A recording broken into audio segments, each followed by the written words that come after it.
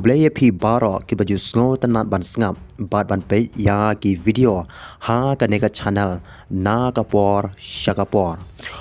President United States kata Donald Trump ha ka sngi ka baar uloong ba ka Iran kan sha thombor daga bajur bha balada ka Strait of Hormuz ka lenti ka bakong santam ha ka parthei kam pli byang no kloi utrom ulakran ya ka ne ha ka jekran bat ka Fox News kat kom ka jing ong jong ka United States bat ka Iran kidang ya shakmat ha ka jekran yasuk bat ungai ba ka jing yate jing sko thu kan urlong shan ha ki kisni ki ban wan Henry ulama hamru palada omla ban poi shakathong ka United States kan jubab dagabor ka bateng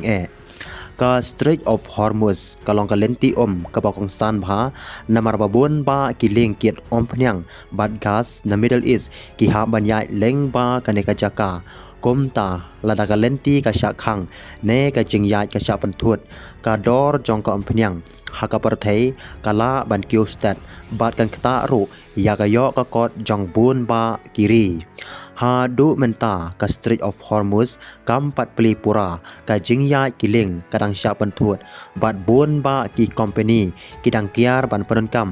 ya ka ne galenti namar ka jingma ka barang don kane kalong ka daw ka ba Donald Trump uladawa badai ban pli no ya ka Strait of Hormuz kaloi kat bala bat ula barngam ba ka Iran kan sha thombor ta ka bajur balada kamle komta ha du menta nakalyang ka Iran shimlapat don kano ka jing kan tho pai ba halor ka jing maham jong Donald Trump kiri ki baper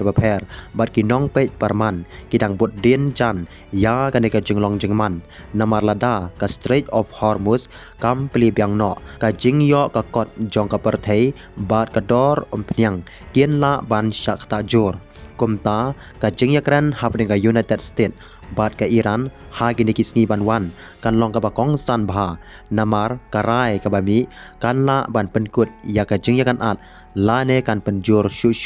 ya ka jing yakan at hapo ka than Middle East khuble shibun ngien se kan duha ki we ki ban sawan ki baman kapor